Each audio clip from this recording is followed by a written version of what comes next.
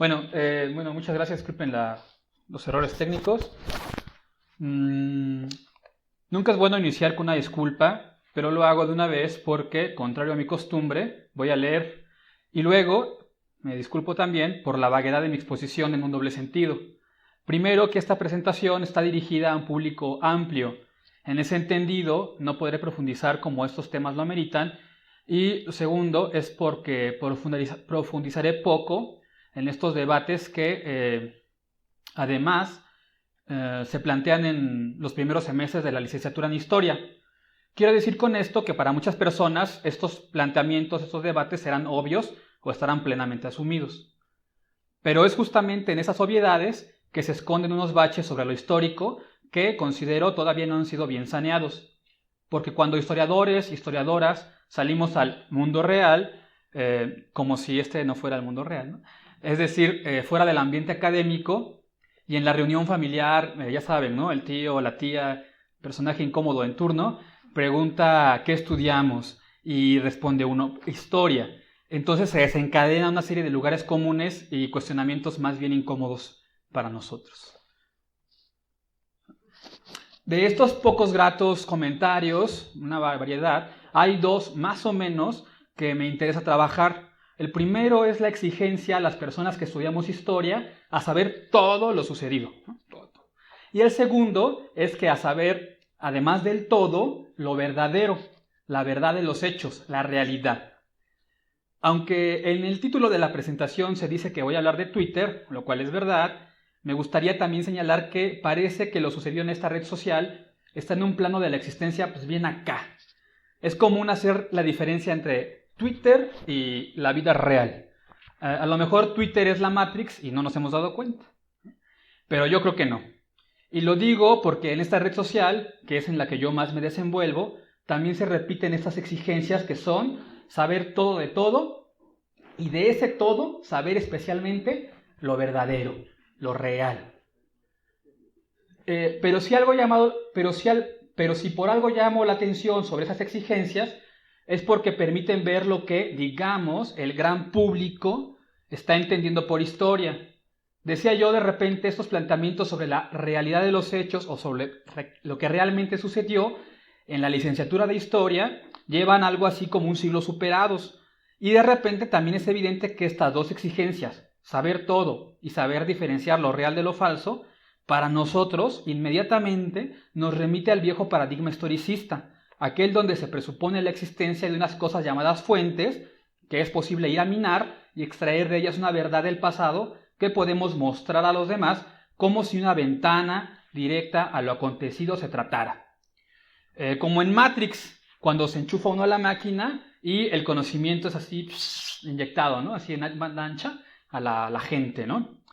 Entonces, de todo esto, lo que especialmente me interesa abordar no es tanto la noción de historia del gran público en Twitter, sino cómo historiadoras y historiadores manifiestan, comparten, divulgan este conocimiento histórico.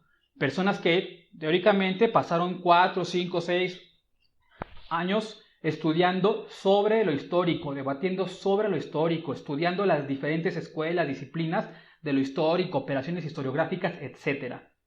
Aunque, ojo, advierto, el contrapeso de la necesidad del gran público, la necesidad de la historia de este gran público, siempre se va a estar mediando en mi presentación.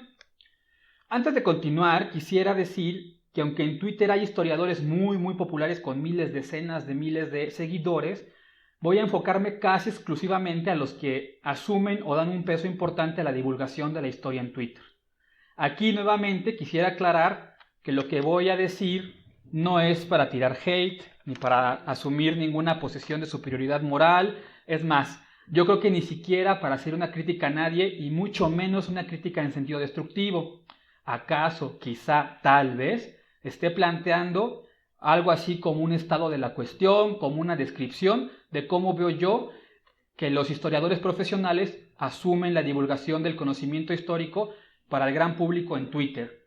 O lo que es lo mismo, no es por criticar, pero una de las manifestaciones que me parecen más curiosas cuando empezaba en este mundo tuitero fue el de las cuentas, llamémosle parodia, homenaje, posesos No sé cómo decirles.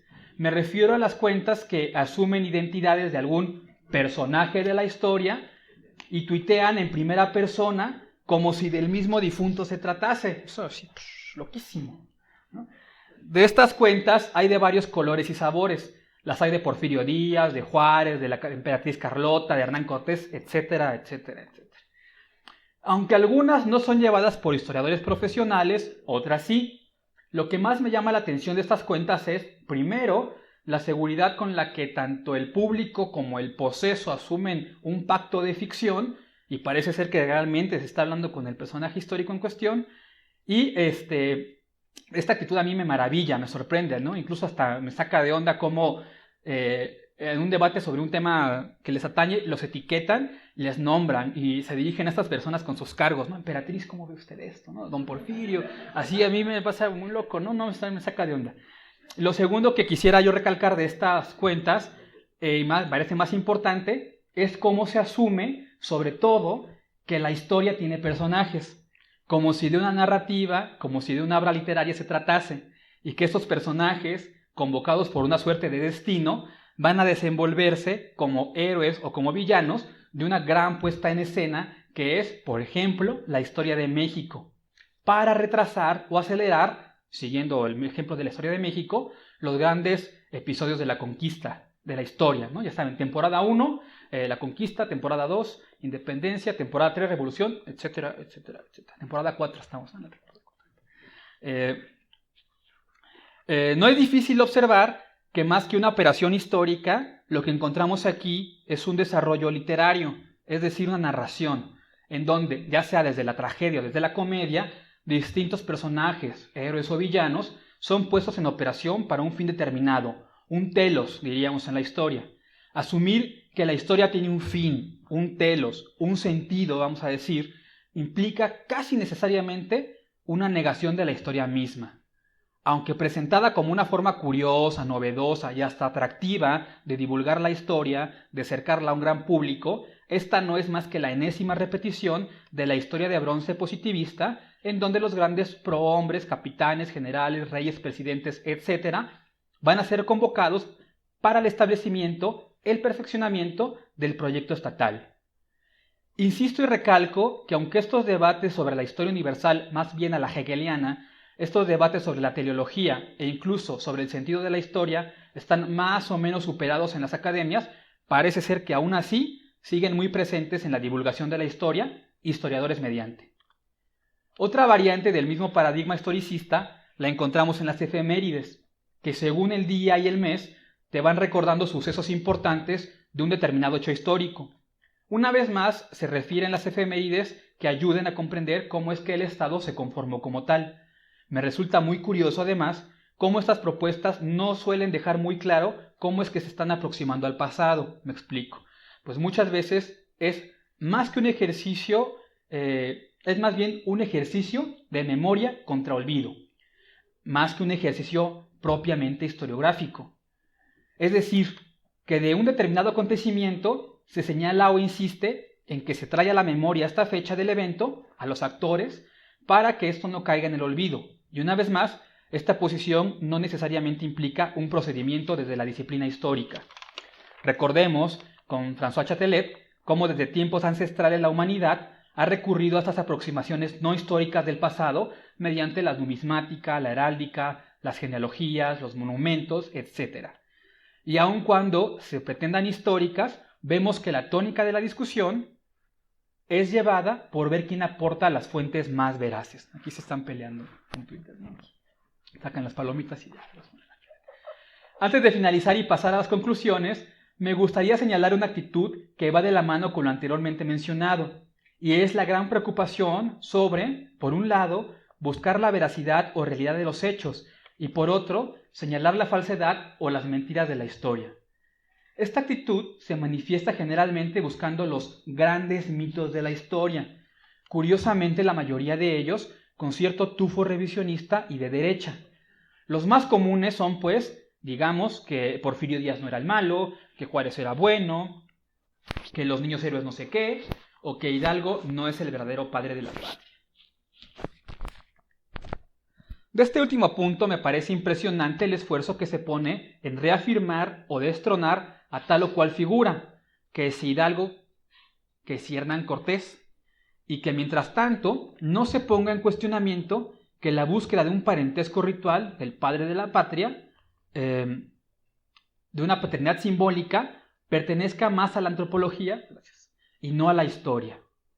De hecho, si nos detenemos por un momento y observamos algunas de las principales categorías que forman parte de las preocupaciones sobre la historia, digamos por ejemplo de la identidad, raza, mestizaje, etnia, símbolos, mitos, veremos que al igual que el parentesco ritual, sería más pertinente abordarlas desde la antropología que desde la historia.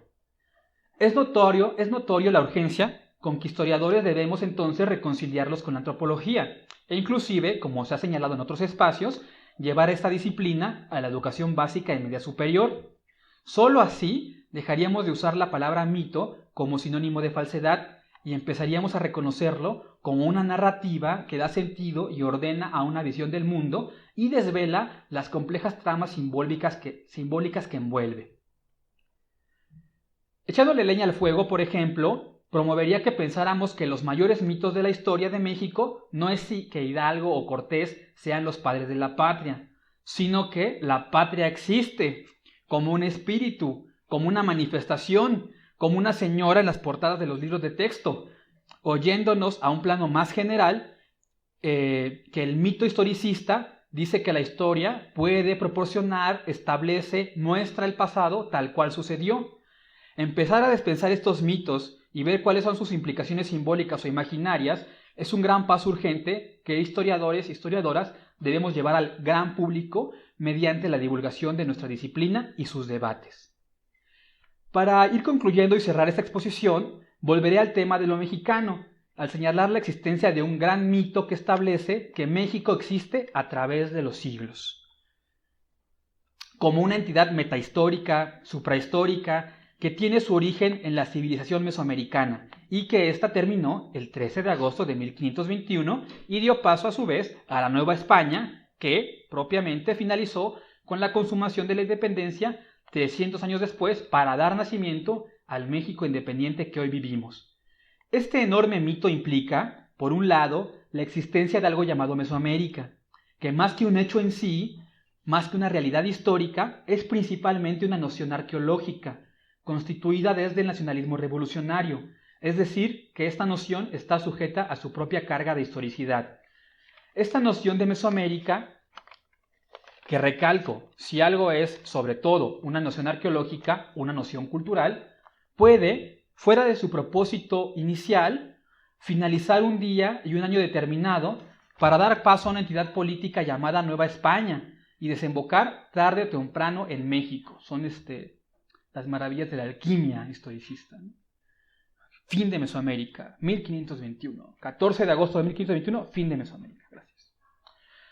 Luego, la labor de los historiadores, historicistas, será llenar los huecos de este devenir mexicano hasta llegar a la verdadera raíz, a la cultura madre de la cual parte la nación para, miles de años después, establecerse como un estado.